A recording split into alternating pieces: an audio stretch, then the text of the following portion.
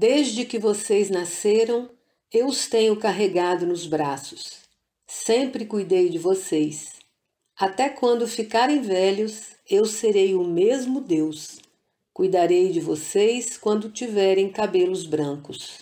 Eu os criei e os carregarei. Eu os ajudarei e salvarei. Com estes versículos do livro do profeta Isaías, saudamos vocês, queridos irmãos e irmãs, que participam conosco desta reunião de oração. Tomamos estes versículos como base para a reflexão que trazemos nesta noite, destacando o dia de ontem, 15 de junho, data estabelecida pela ONU, Organização das Nações Unidas, como Dia Mundial de Conscientização da Violência contra a Pessoa Idosa. A data é um convite para reflexão sobre o cuidado com as pessoas mais velhas, que passa pela necessidade de uma maior conscientização quanto à vulnerabilidade delas e sua carência de proteção frente ao aumento dos abusos que sofrem. A proposta da instituição da data é que nesse dia o mundo inteiro manifeste sua oposição a abusos e sofrimentos infligidos às pessoas idosas. De acordo com um levantamento realizado pelo Ministério da Mulher, da Família e dos Direitos Humanos, as pessoas idosas são a segunda parcela da população mais vulnerável à violência, atrás apenas de crianças e adolescentes. Na maioria dos casos, a violência contra a pessoa idosa é praticada por alguém da família, como filhos, netos, genros ou noras e sobrinhos. Esses parentes aparecem em 83% dos casos. O objetivo da campanha de conscientização da violência contra a pessoa idosa é despertar a sociedade como um todo no processo de sensibilização para coibir, diminuir e amenizar o sofrimento dos idosos e idosas provocado por atos de desvalorização e falta de respeito pela sua pessoa. Quase sempre em estágio avançado de idade e saúde fragilizada, muitos idosos e idosas necessitam ser assistidos por um cuidador profissional ou mesmo contarem com a atenção especial de alguém para o controle dos remédios, cuidado com a higiene, visitas aos médicos e apoio para as demais atividades que garantam o seu bem-estar. É triste constatar que durante a pandemia do coronavírus, a violência contra os idosos aumentou no Brasil. De acordo com o número do Disque 100 do Ministério da Mulher, da Família e dos Direitos Humanos, só no primeiro semestre deste ano foram registradas mais de 33.600 denúncias de violação de direitos dos idosos. Ao longo de 2020 também, foram 48.500 casos. No ano passado, entre março e junho, logo no início da pandemia, o número de denúncias cresceu cerca de 59% em relação ao mesmo período do ano anterior.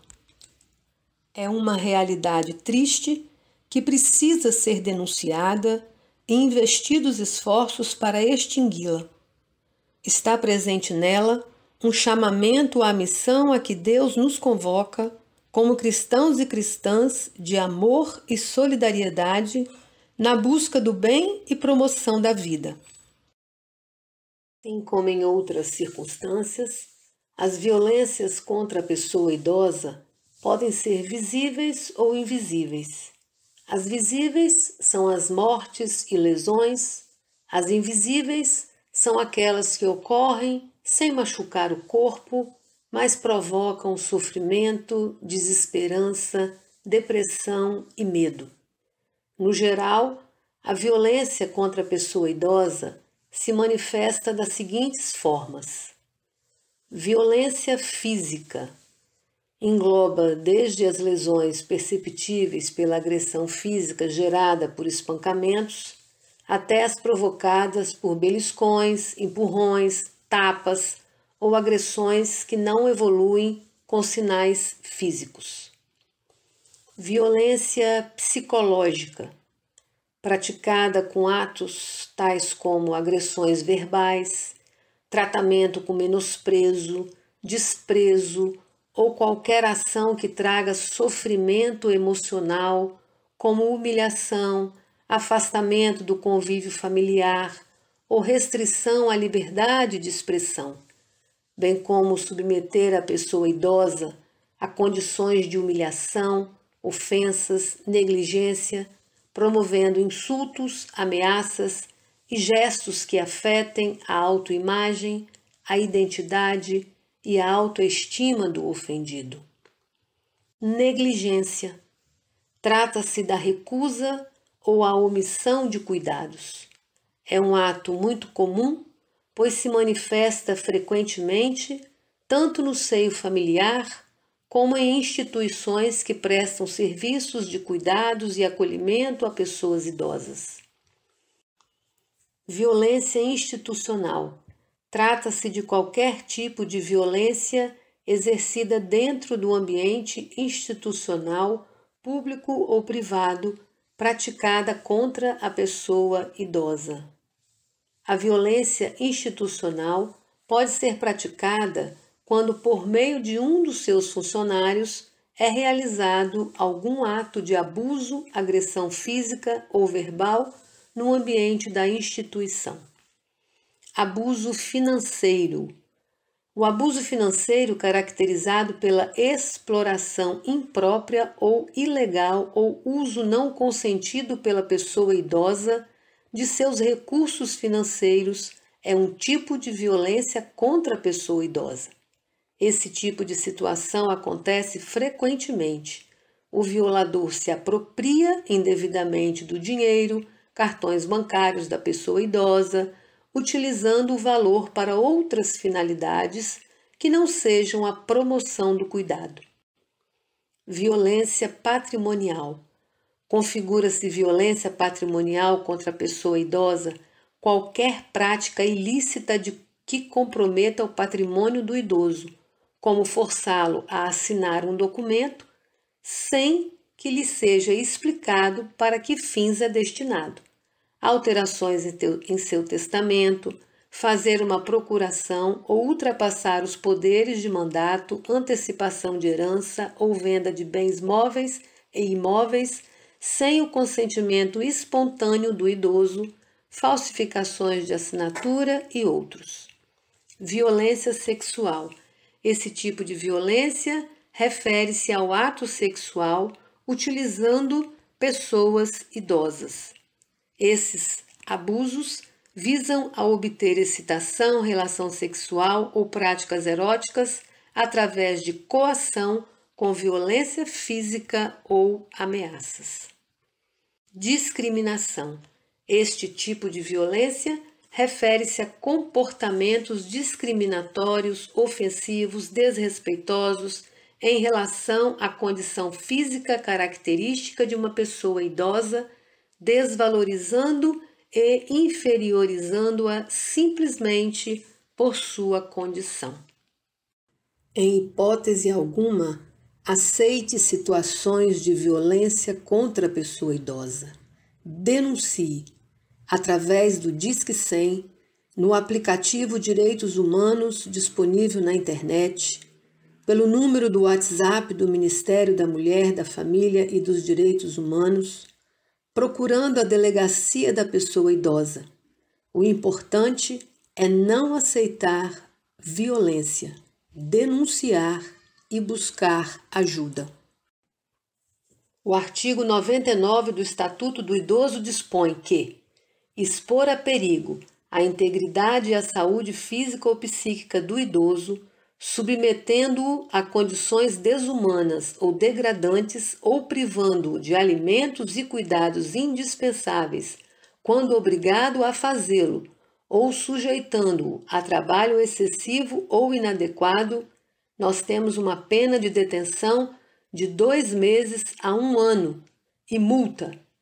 Se, do fato, resultar lesão corporal de natureza grave, a pena de reclusão vai de 1 a 4 anos. E se resulta a morte, a pena vai de reclusão de 4 a 12 anos. Frente ao que trouxemos para nossa reflexão, vemos que este versículo do profeta Isaías pede toda a nossa atenção. Nele temos anunciada a promessa encorajadora de Deus do seu cuidado permanente para conosco em todos os estágios de nossa vida. Fomos criados e criadas à imagem e semelhança de Deus, dotados de dignidade tal que somos por Ele valorizados independentemente de nossa fase de existência. Ao mesmo tempo que é uma promessa que nos tranquiliza, essas palavras também nos desafiam para que nos coloquemos como instrumentos de Deus na oferta do cuidado para com os idosos, com gratidão e alegria. É desejo de Deus o usufruto de uma vida digna para todos os seus filhos e filhas. Que possamos, nesta noite, em comunhão e oração, refletir sobre nossa postura frente às pessoas idosas, sejam elas da nossa família ou não. Dediquemos nossas orações por elas, louvemos a Deus pelos idosos de nossa igreja, peçamos sabedoria para lidar com eles e para que saibamos também envelhecer com dignidade, acolhendo com alegria e gratidão os vários estágios de nossa vida. Em todos eles, nos deparamos com fraquezas e limitações que são superadas em graça e misericórdia. Deus, Criador e mantenedor da vida, nos desafia a enfrentar cada dia com fé, coragem e otimismo. Sigamos certos do seu cuidado e fidelidade, que possamos acolher cada dia que chega em nossas vidas e que nos faz envelhecer com uma experiência gostosa de saber que nele nos estão reservadas as misericórdias de Deus que se renovam a cada dia. Nesta perspectiva, cada dia que se vai traz no outro que chega a possibilidade de renovação. Acolhamos assim a passagem dos dias, o envelhecimento, como a sublime graça do processo de renovação que nos é oportunizado por Deus. Sabemos que nele podemos hoje sermos melhores do que fomos ontem e aguardar um amanhã melhor ainda. Que assim seja o nosso viver. Amém. Neste dia em que trouxemos à reflexão o valor da pessoa idosa e o compromisso cristão de garantir proteção a ela, quero agradecer a Deus a vida de minha tia Líbia, que segunda-feira passada completou 101 anos. Sim, queridos, 101 anos. Está completamente lúcida e com a saúde preservada. Uma bênção. Também apresento minha gratidão a Deus pela vida de minha mãe, com seus 90 anos completos, saúde fragilizada, corpo e mente débeis, mas de uma presença que nos plenifica, com seu sorriso terno e seu abraço sempre disponível. Como gosta de abraçar! Pela manhã, seu primeiro gesto ao despertar é erguer os braços pedindo um abraço. Louva a Deus pelos muitos abraços trocados durante o dia e pela possibilidade do cuidado para com ela, partilhado com minhas irmãs e meu irmão. Oremos para que Deus abençoe as famílias que têm em seu seio pessoas idosas, vivendo contextos diferenciados, uns mais, outros menos exigentes e desafiadores, para que tenham força, paciência, sabedoria e muito amor para lidar nas diferentes situações, buscando garantir uma qualidade de vida para todos os envolvidos. Quem cuida de uma pessoa fragilizada precisa também ser cuidada. Que possamos ampliar a rede de afeto em nossos relacionamentos, alimentados no amor de Deus. Vamos dedicar a Deus nossas orações em favor dos enfermos e debilitados. Nosso irmão Rui continua ainda internado, sob os cuidados médicos e o cuidado maior do nosso Deus. Oremos por ele e toda a sua família. Continuemos por interceder pela Quirênia e a Evangelina, irmãs queridas em permanente tratamento de saúde. Nosso querido irmão Murilo passou por uma crise de conjuntivite, mas vai se recuperando bem. Deus seja com ele. Louvemos a Deus pela vida dos irmãos Ângela e Valuce, que completaram mais um ano de vida no último domingo. Que tenham a vida fortalecida na presença e comunhão com o bondoso Deus. É momento em nossos lares de orarmos pelas famílias da igreja, bem como pelas lideranças do presbitério, da igreja local, da igreja nacional. Lembremos dos que sofrem a dor do luto, dos desempregados e todos que sofrem. Deus derrame bênçãos de graça e misericórdia sobre todo o seu povo. Cada família, cada pessoa é convidada então a apresentar as suas orações. Deus seja sobre o lar e a vida de cada um de vocês, meus queridos, que conosco participa nesta noite de oração. Fiquem na presença santa e sob a bênção do Deus triuno, Pai, Filho e Espírito Santo. Amém.